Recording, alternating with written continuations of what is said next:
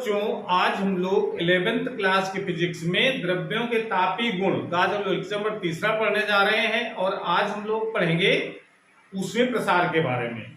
ऊष्मीय प्रसार से क्या मतलब है? इस नाम से लग रहा है प्रसार मतलब होता है फैलना, लेकिन ऊष्मीय शब्द लगा इस तरफ ऊष्मा द्वारा फैलना, यानी जब किसी पदार्थ को गर्म करते हैं हम लोग तो वो फैलता है। फैलने मतलब होता है उन पदार्थों के अणुओं के बीच की दूरी बढ़ जाती है, इसी कारण उसका आकार क्या होगा? बड़ा हो जाएगा।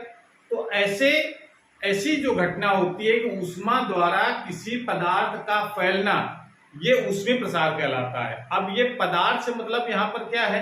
पदार्थ से मतलब केवल ठोस से मतलब नहीं है। पदार्थ से मतलब है वो पदार्थ ठोस भी हो सकता है, द्रव भी हो सकता है, गैस भी हो सकता है। तो ये जो प्रसार है ये तीनों पदार्थों में होता है, ठोसों में भी होता है, गैसों में भी होता है और द्रवों में होता है। तो ये हम लोग बारी बारी से पढ़ेंगे। तो आज हम लोग पढ़े जा रहे हैं ठोसों में ऊष्मीय प्रसार क्या होता है और गैसों में और द्रवों में इसके बाद आने वाले वीडियो में हम लोग पढ़ेंगे।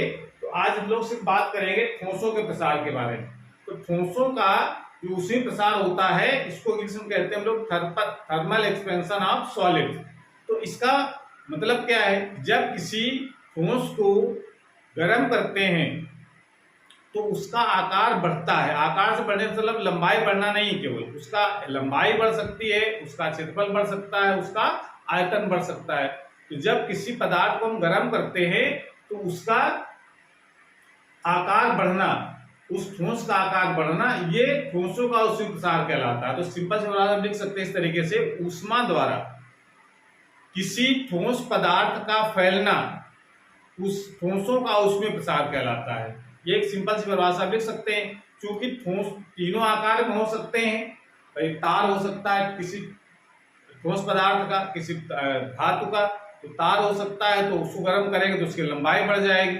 अगर कोई पटल है, कोई प्लेट है, उसको गर्म करेंगे तो उसकी लंबाई बढ़ेगी, चौड़ाई बढ़ेगी, जिसके कारण उसका क्षेत्रफल बढ़ जाएगा, तो उसको हम लोग कहते हैं क्षेत्रीय प्रसार। और अगर जिसकी लंबाई, चौड़ाई, ऊंचाई तीनों बढ़ती हो, जैसे कोई घन के आकार का टुकड़ा है या घनाभ के आकार का है या कोई बेलन है या कोई शंकु है, ऐसा अगर कोई पदार्थ हम लोग लेते हैं, इसको 3 डायमेंशनल हम लोग ऑब्जेक्ट कह सकते हैं, उसको गर्म किया जाएगा तो उसका आयतन बढ़ेगा। तो ठोसों में जो ऊष्मीय प्रसार होता है वो 3 प्रकार का होता है।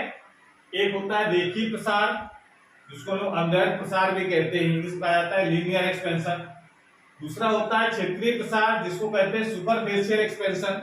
और तीसरा होता है आयतन प्रसार, जिसको वॉल्यूम एक्सपेंशन कहते हैं। तो इसको जरा डिटेल में पढ़ेंगे और साथ साथ में इनको जानेंगे कि रेखीय प्रसार गुणांक, क्षेत्रीय प्रसार गुणांक और आयतन प्रसार गुणांक क्या होते हैं। इसको नोट कर लीजिए, उसके बाद हेडिंग लगाएंगे, आगे एक एक करके अध्ययन करेंगे। पहले लगाएंगे रेखीय प्रसार। अब हम लोग बात करते हैं रेखीय प्रसार। तो रेखीय प्रसार से मतलब है जब किसी ठोस को गर्म करें तो उसकी लंबाई में वृद्धि हो, तो ऐसे प्रसार को हम कहते हैं रेखीय प्रसार। रेखीय प्रसार का दूसरा हम लोग क्या जानते हैं? अनडायरेक्ट प्रसार भी कहते हैं, ये लीनियर एक्सपेंशन या लॉन्गिट्यूडिनल एक्सपेंशन। अब जरा देखो, एक बात असल ये आती है कि कोई भी पदार्थ फैलता क्यों है, यानी क्यों ऊष्मीय प्रसार होता है। तो होता क्या है कि जब किसी पदार्थ गर्म करते हैं तो उनके अणुओं के बीच की दूरी बढ़ जाती है और जिसके कारण उसमें प्रसार हो जाता है, यानी फैलाव हो जाता है, वो बड़ा हो जाता है देखने में। तो ऐसी घटना को हम लोग ऊष्मीय प्रसार कहते हैं कि जो ऊष्मा द्वारा बढ़े, तो उसको हम ऊष्मीय प्रसार कहेंगे। तो जब किसी ठोस को गर्म करें उसकी लंबाई बढ़ जाए तो उसको ऊष्मीय प्रसार, और अगर ऐसे गर्म करें तो उसके क्षेत्रफल में वृद्धि हो जाए तो क्षेत्रीय प्रसार। बहुत सिंपल सी परिभाषाएं आपको बिल्कुल एकदम याद हो जाएंगी। और तीसरा होता है आयतन प्रसार, तो मतलब जब ऐसा गर्म करें उसका आयतन बढ़े तो उसको हम कहेंगे हम लोग आयतन प्रसार। अब जरा इसमें इंपॉर्टेंट जो चीज ये है वो है उसका गुणांक क्या होता है, रेखीय प्रसार गुणांक क्या होता है। तो इसके लिए देखो क्या करते हैं हम लोग कि जब रेखीय प्रसार गुणांक बात करें, इसका मतलब क्या है? उसकी लंबाई बढ़ गई, लंबाई बढ़ती तभी है जब कोई क्षण हो, कोई तार हो, उसको गर्म किया जाए, ठीक है ना। मोटाई बढ़ेगी लेकिन मोटाई लंबाई की तुलना बहुत कम बढ़ती है, तो उसके बढ़ने को हम क्या मान लेते हैं? नगण्य। तो माना जाता है सिर्फ लंबाई बढ़ रही है। तो मान लेते हैं कि हमारे पास कोई एक क्षण है, किसी धातु की क्षण होगी, उसी को हम लोग गर्म करेंगे, लकड़ी वाली क्षण को गर्म करेंगे नहीं, जल जाएगी। तो मान लेते हैं हमारे पास एक क्षण है जिसकी लंबाई है एल, ये मान लिया हमने, इसकी लंबाई कितनी मान ली हमने, एल। इस लंबाई वाली क्षण को हमने लिया, एक क्षण है क्या, ए बी है। अब जब इसको गर्म करते हैं, क्या करते हैं हम, गर्म करने पर क्या होगा, इसकी लंबाई बढ़ जाएगी। तो मान लेते हैं उसकी लंबाई जो है पहले से कुछ ज्यादा हो गई, कितनी बढ़ गई हो, यानी पहले हमारे पास पोजीशन थी ए और बी तक, यहां तक थी उसकी लंबाई। अब क्या होगा, ये सी तक और बढ़ गई, यानी टोटल लंबाई अब कितनी हो गई, एल तो पहले थी, एल प्लस डेल्टा एल लंबाई और बढ़ गई गर्म करने के बाद, यानी बढ़ी कितनी लंबाई, अब ये डेल्टा एल, इतनी लंबाई ये बढ़ गई। और तो ये चीज हमने यहाँ पर लिखा है कि माना किसी क्षण की लंबाई एल है, जब इसे डेल्टा टी डिग्री सेंटीग्रेड गर्म करते हैं, मतलब जितना टेम्परेचर था पहले उससे कोई मतलब नहीं, हमने और मतलब 20 डिग्री सेल्सियस पहले क्षण रखी थी, जितनी लंबी थी वो हमने लंबाई मान ली एल है। फिर हमने 20 से बढ़ा करके 25 कर दिया, तो बढ़ा कितना, 5 सेंटीमीटर, 5 डिग्री सेंटीग्रेड। तो 5 डिग्री सेंटीग्रेड जो बढ़ा वो डेल्टा टी है। कितना टोटल कितना टेम्परेचर इसका मतलब नहीं है, कितना हमने गर्म किया, 20 से 25 किया कि 20 से 30 किया, तो जो डिफरेंस है प्रारंभिक और अंतिम ताप का वो है डेल्टा टी। तो कितना बढ़ाया हमने, डेल्टा टी जैसे गर्म किया इसको, तो उसकी लंबाई कितनी बढ़ गई, डेल्टा एल। तो टोटल लंबाई कितनी हो जाएगी, एल प्लस डेल्टा एल। तो आप देख सकते हैं, तो इसकी लंबाई बढ़कर एल प्लस डेल्टा एल हो जाती है। अब ये जो लंबाई वृद्धि है, जो लंबाई बढ़ी है, वो किन किन राशियों पर निर्भर करेगी, यानी किन किन बातों पर निर्भर करती है, यानी लंबाई कितनी बढ़ेगी। तो ये देखा जाता है प्रैक्टिकली कि जो लंबाई में जो वृद्धि है यानी डेल्टा एल, वो अनुक्रमानुपाती होती है उसकी प्रारंभिक लंबाई के। जितनी ज्यादा लंबी क्षण होगी उसको गर्म करेंगे तो उतनी ही ज्यादा बढ़ेगी। दूसरी बात निर्भर करती है उसकी लंबाई में वृद्धि उसके टेम्परेचर पर। जितना ताप बढ़ाएंगे उसकी लंबाई उतनी ही ज्यादा बढ़ेगी। कम गर्म करेंगे तो कम लंबाई बढ़ेगी, ज्यादा गर्म करेंगे तो ज्यादा लंबाई बढ़ेगी। तो दो राशियों पर निर्भर करती है उसकी लंबाई में वृद्धि, है उसकी प्रारंभिक लंबाई पर और उसके ताप में वृद्धि पर। बात समझ आ गई। इसका इन दोनों समीकरणों अगर मिला देते हैं, इन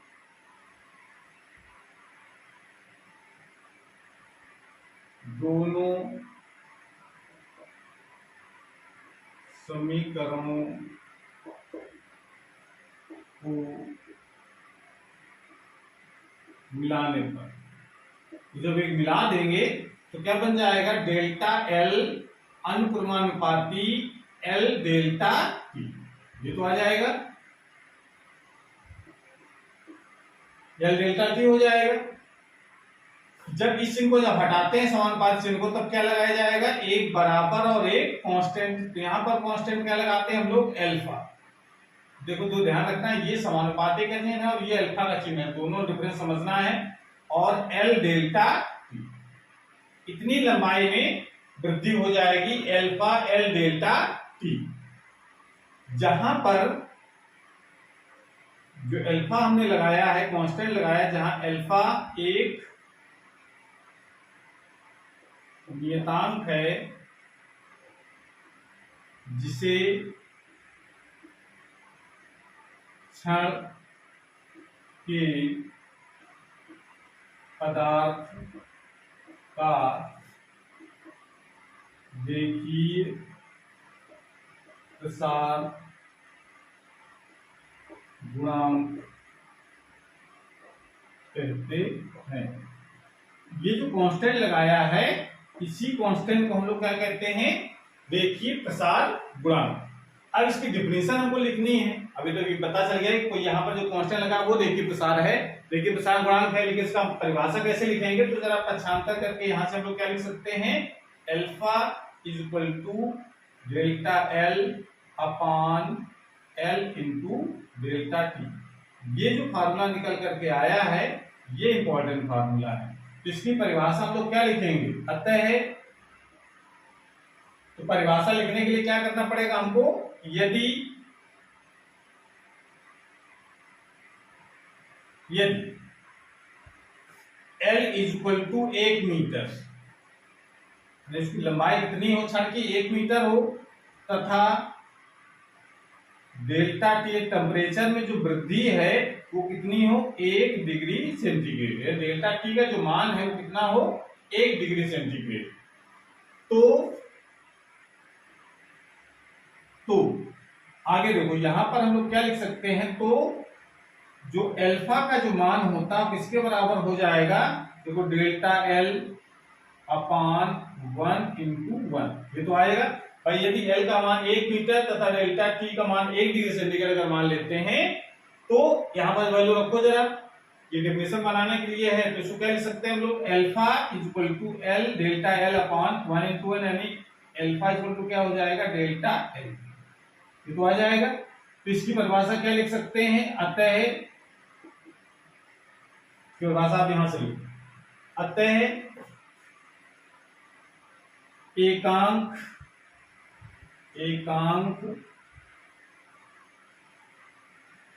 लंबाई की क्षण का ताप, एकांक लंबाई की क्षण का ताप 1 डिग्री सेंटीग्रेड बढ़ाने पर उसकी लंबाई में जो वृद्धि होती है उसे उस पदार्थ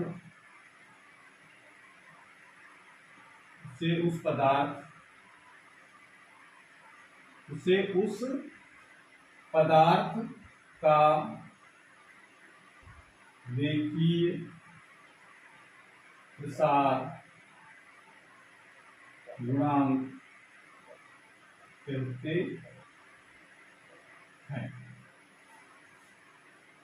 एकांक लंबाई की क्षण का ताप 1 डिग्री से बढ़ाने पर उसकी लंबाई में जो वृद्धि होती है उससे उस पदार्थ का रेखीय प्रसार गुणांक कहते हैं। ये इसकी डिफिनेशन लिख सकते हैं। इसका मतलब क्या होगा, किसी पदार्थ का अगर रेखीय प्रसार गुणांक निकालना है तो उसको हम लोग क्या करना है कि 1 मीटर छड़ लेनी है, उसको 1 डिग्री से गर्म करना है, उसकी लंबाई में जो वृद्धि आएगी उस पदार्थ का रेखीय प्रसार गुणांक कहलाएगा। ठीक है ना। ये उस पदार्थ के लिए फिक्स वैल्यू होती है, ये उसकी पदार्थ की लंबाई पर निर्भर नहीं करता है, उसकी मोटाई पर निर्भर नहीं करता है, ये सिर्फ किस पर निर्भर करता है, उस पदार्थ की प्रकृति पर। अगर लोहे का तार है तो अल्फा अलग होगा, एल्युमिनियम का तार है अलग होगा, तांबे का तार है अलग होगा। तो अलग अलग पदार्थों के लिए अल्फा का मान अलग अलग होता है।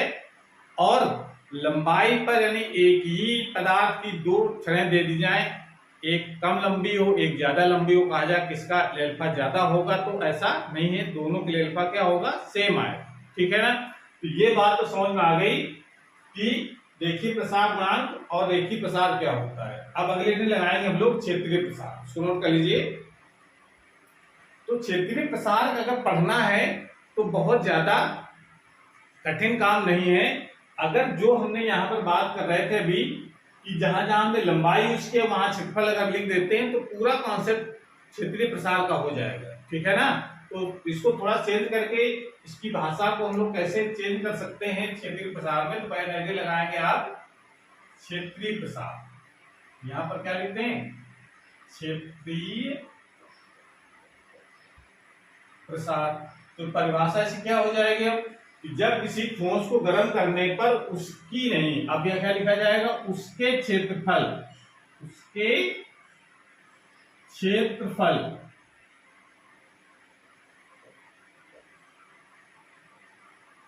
उसके क्षेत्रफल में वृद्धि होती है तो इसे क्षेत्रीय प्रसार कहते हैं। क्या कहते हैं इसको, क्षेत्रीय प्रसार।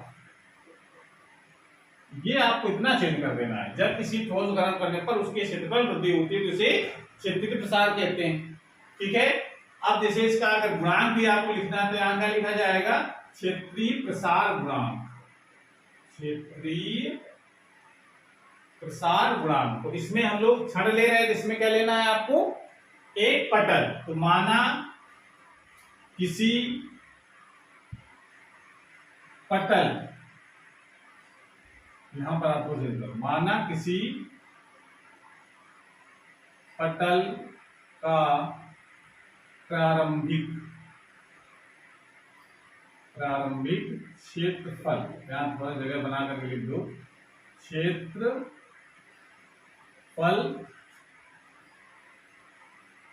ए, ये मान लो, ठीक है ना।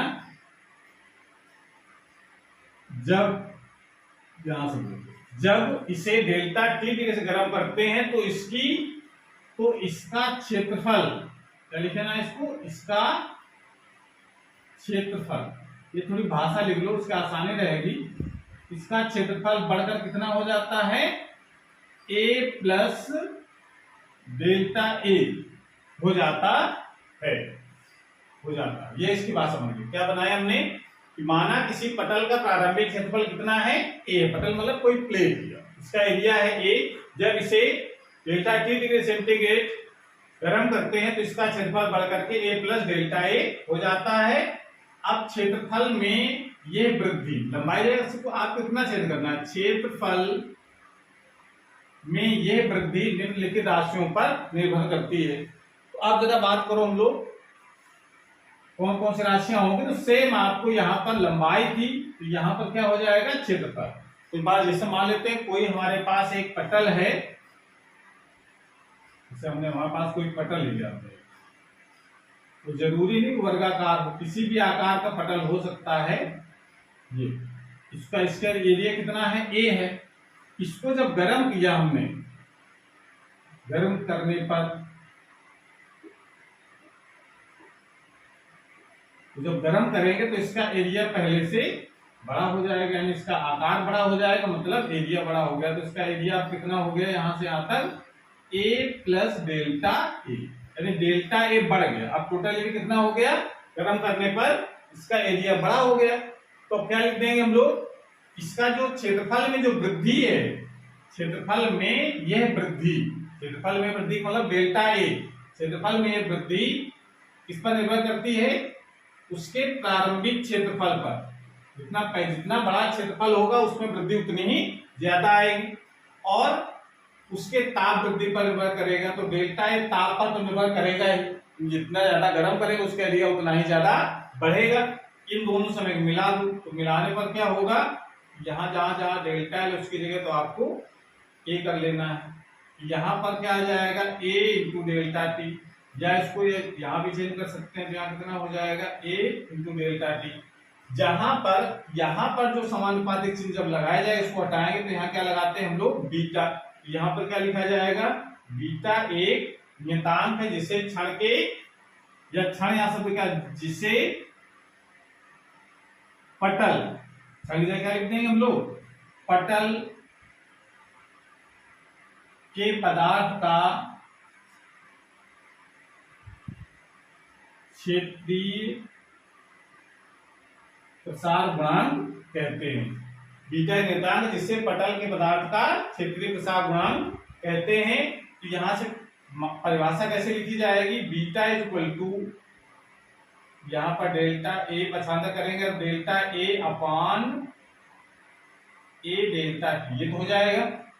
यदि अब यहाँ पर डिफरेंस कैसे लिखनी है, यदि प्रारंभिक क्षेत्रफल यानी ए का मान कितना हो, 1 मीटर स्क्वायर, और ताप में वृद्धि कितनी हो रही हो, 1 डिग्री सेंटीग्रेड, तो बीटा का मान कितना है, वैल्यू रखो यहाँ पर। बीटा आपको चेंज करके आप इसको चेंज कर लीजिए केवल, तो यहाँ कितना हो जाएगा, सिर्फ डेल्टा ए, और ए 1 इंटू 1 तो रहेगा, एक जगह 1, डेल्टा टी जगह 1, तो क्या आ जाएगा, beta is equal to delta A. Delta A क्या होगा, क्षेत्रफल में वृद्धि।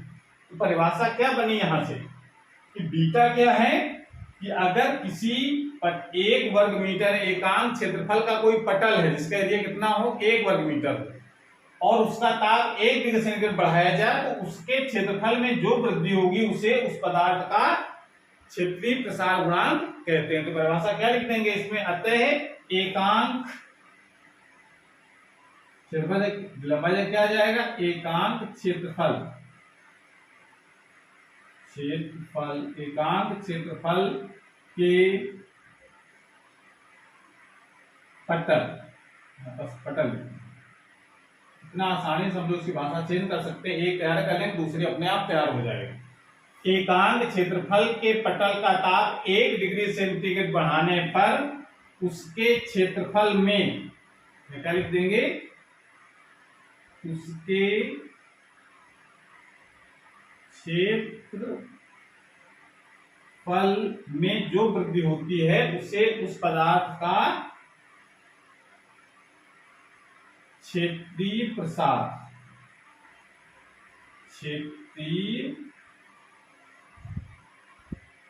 गुणांक कहते हैं। तो ये इसका मान हो गया। एकांक क्षेत्रफल के पटल का ताप 1 डिग्री सेल्सियस बढ़ाने पर उसके क्षेत्रफल में जो वृद्धि होती है उससे उस पदार्थ का क्षेत्रीय प्रसार गुणांक कहते हैं। तो इसका मतलब यही है कि अगर कोई एकांक क्षेत्रफल का पटल है, उसका ताप 1 डिग्री सेंटीग्रेड बढ़ाया जाए तो उसकी लंबाई, उसके क्षेत्रफल में जो वृद्धि होगी उसे उस पदार्थ का क्षेत्रीय प्रसार गुणांक कहलाएगा। इस तरीके से बहुत बहुत आसानी से हम लोग इस चीज को समझ सकते हैं। अगर एक चीज समझ में अगर आई है तो दूसरे को आसानी से लिख भी सकते हैं और समझ भी सकते हैं। ठीक है, सो नोट कर लीजिए। उसके बाद अगली बात करते हैं हम लोग आयतन प्रसार। तो तीसरे में लगाते हैं हम लोग आयतन प्रसार।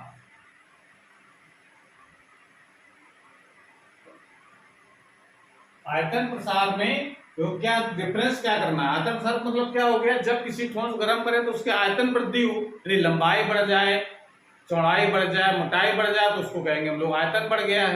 तो जब किसी ठोस गर्म करें तो उसका आयतन बढ़ जाए तो ऐसे प्रसार को क्या कहेंगे, आयतन प्रसार। तो बस डिफिनेशन में थोड़ा चेंज कर लेंगे और उसके जो गुणांक है उसको भी चेंज कर लेंगे। तो यहाँ पर गुणांक जब आएगा तो कौन सा गुणांक आ जाएगा, आयतन प्रसार गुणांक। तो इसके परिभाषा कैसे दे रहे हैं, जब किसी ठोस को गर्म करने पर उसके आयतन, क्षेत्रफल में क्या हो जाएगा, आयतन, आयतन में वृद्धि होती है तो इसे क्षेत्रीय प्रसार कहते हैं। तो क्षेत्रीय प्रसार नहीं कहते इसको क्या कहते हैं हम लोग, आयतन।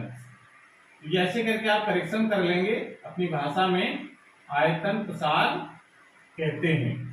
आप समझ गई।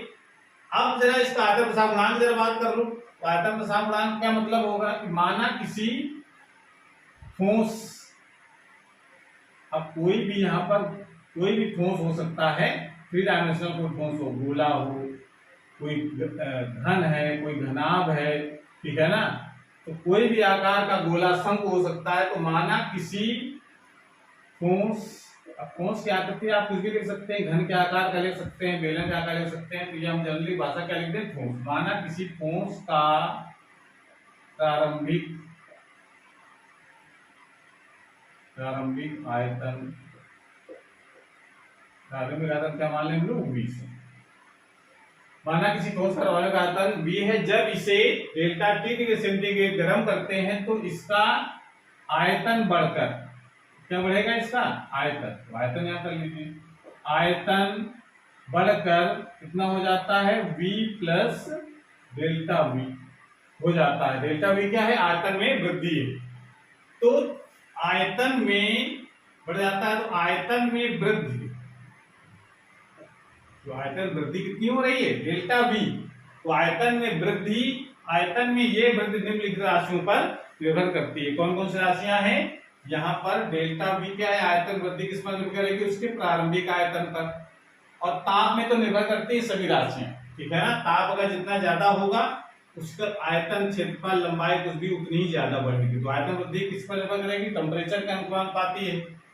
इन दोनों समय मिला देते हैं तो क्या बन जाएगा समीकरण, डेल्टा v और यहाँ पर v, यहाँ पर इसको थोड़ा और सिंप्लीफाई करेंगे तो यहाँ क्या आ जाएगा, कांस्टेंट जब यहाँ पर लगेगा तो यहाँ क्या लग जाएगा, गामा। और यहाँ पर क्या हो जाएगा, ये जो गामा है और ये है v। तो क्या यहाँ पर आ गया, जहां जो गामा जो कांस्टेंट लगाया है वहां पर क्या बन गया, जहां गामा एक नियतांक है जिसे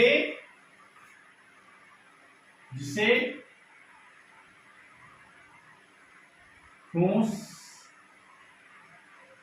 पदार्थ का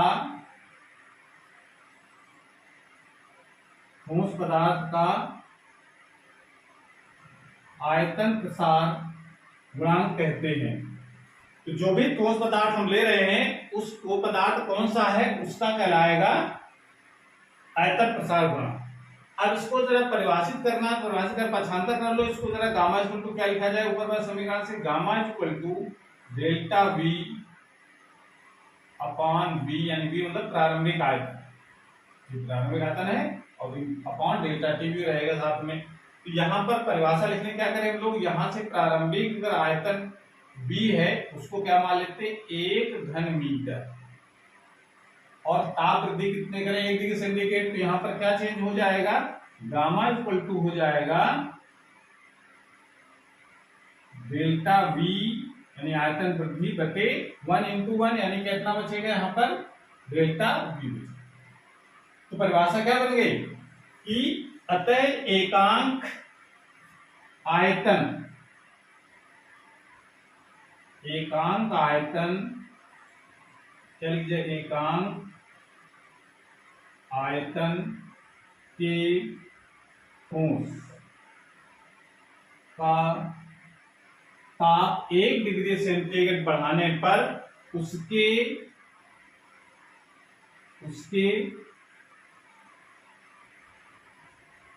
आयतन में जो वृद्धि होती है उसे उस पदार्थ का आयतन प्रसार गुणांक कहते हैं। इस प्रकार से हम इसको डिफाइन कर सकते हैं आयतन प्रसार गुणांक को, कि एकांक आयतन का कोई ठोस पदार्थ है उसको अगर 1 डिग्री सेंटीग्रेड पर है, 1 डिग्री से मतलब 20 से 21 कर दें, 25 26 कर दें, जो भी टेम्परेचर है उससे 1 डिग्री सेंटीग्रेड बढ़ाना है, तो उसके क्षेत्रफल, उसके आयतन, उसकी लंबाई में जो वृद्धि होगी उसके गुणांक की परिभाषा बन जाती है। ठीक है ना। तो इस तरीके से ये आप समझ सकते हैं कि अल्फा बीटा गामा यानी रेखीय प्रसार गुणांक, क्षेत्रीय प्रसार गुणांक और आयतन प्रसार गुणांक क्या होते हैं, इसके फार्मूले क्या होते हैं। तो एक बार जरा इसको समराइज कर लेते हैं हम लोग, इसको नोट कर लीजिए पहले।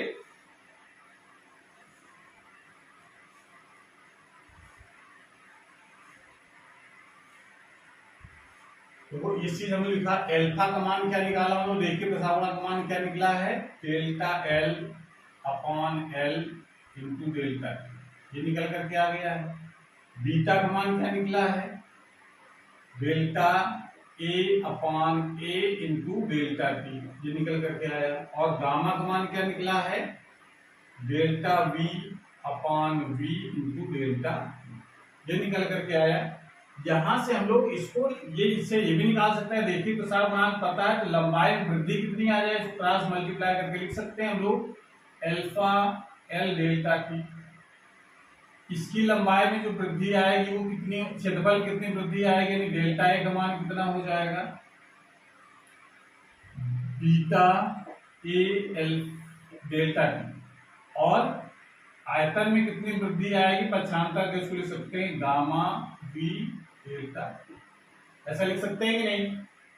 अगर जैसे हम बात कर, किससे बात की हम लोगों ने कि लंबाई इसकी शुरू में क्षण की कितनी लंबाई मानी हम लोगों ने, एल, ये लंबाई कितनी है, एल है। जब इसको गर्म किया हमने तो इसकी लंबाई थोड़ी सी बढ़ गई, कितनी, तो वो लंबाई कितनी मान ली हम लोगों ने, डेल्टा, ये तो किया गया है।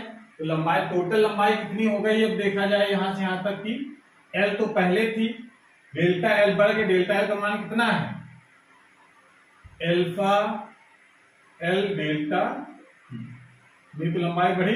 अब लंबाई टोटल कितनी हो जाएगी, या इसको हम लोग ऐसे कर सकते हैं, कॉमन निकाल करके एल कॉमन ले लो तो 1 प्लस अल्फा डेल्टा, यानी लंबाई वृद्धि हम लोग ऐसे निकाल सकते हैं कि नहीं। सेम उसी तरीके से अगर कोई पटल है तो पटल का एरिया जितना है मान लेते हैं ए है, फिर इसको गर्म किया हमने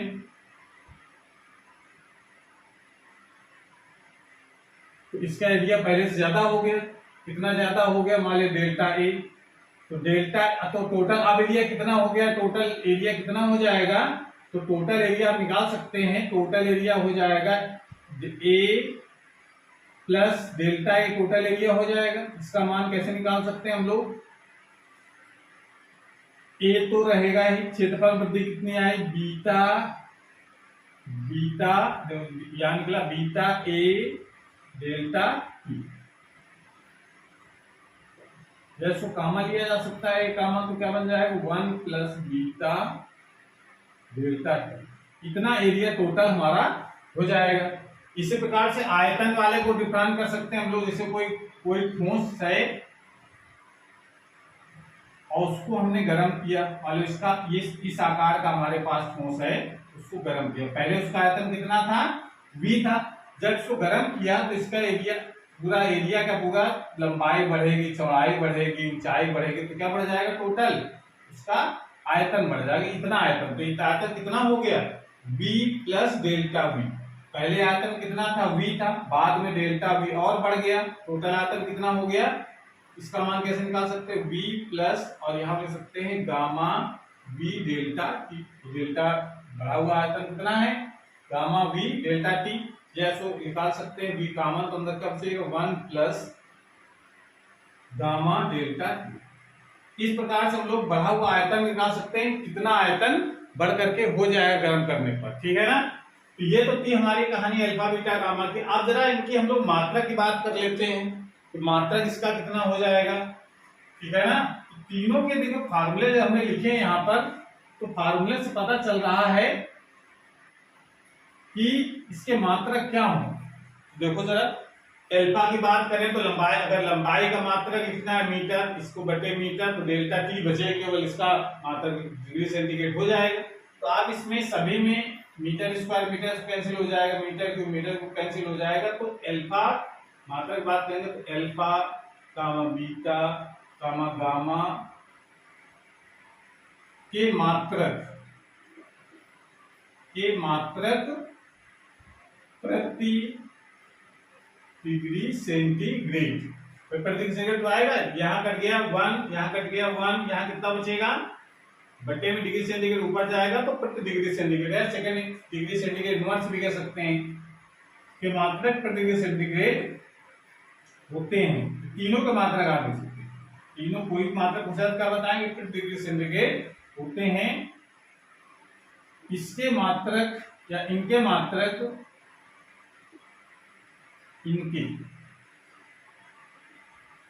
इनके मात्रक एसआई पद्धति की जब बात करेंगे, एसआई पद्धति में भाई जनरली मात्रक तो प्रति डिग्री सेंटीग्रेड ताप को सेल्सियस में नाप रहे हैं तो, लेकिन सेल्सियस ताप का कोई एसआई पद्धति मात्रक होता नहीं, एसआई पद्धति मात्रक ताप क्या होता है केल्विन। तो इसको हम लोग जब हम बात करेंगे एसआई पद्धति में तो इसका मात्रक क्या लिखा जाएगा, एसआई पद्धति में प्रति केल्विन होता है, प्रति केल्विन होते हैं। तो प्रति केल्विन भी लिख सकते हैं, तो प्रति केल्विन का मतलब क्या है, अगर ताप को सेल्सियस में के स्थान पर केल्विन में नापा जाए तो प्रति केल्विन आ जाएगा, ठीक है ना। अगर फारेनहाइट नापते हैं तो फारेनहाइट हो जाएगा प्रति डिग्री फारेनहाइट। तो ये मात्रक अलग अलग हो सकते हैं।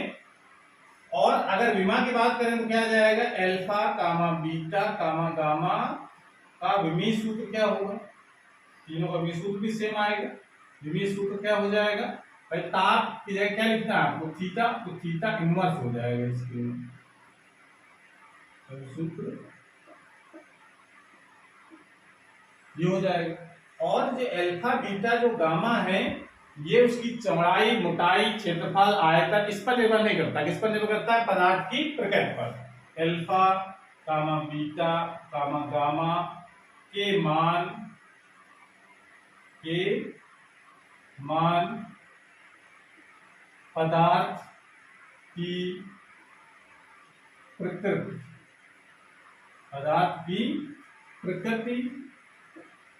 पर निर्भर करते हैं, ठीक है ना। ये केवल अल्फा बीटा का मान पदार्थ की केवल प्रकृति पर निर्भर करते हैं, उसकी लंबाई पर, उसकी चौड़ाई पर, उसकी मोटाई पर, उसके आयतन पर, उसके क्षेत्रफल पर, ऐसे चीजों पर निर्भर नहीं करते अल्फा बीटा का मान, मतलब किसी पदार्थ के लिए फिक्स वैल्यू होती है। तो ये बात आपको ध्यान रखनी है अल्फा बीटा के लिए, सो नोट कर लीजिए। आज की क्लास हम यहाँ समाप्त करते हैं।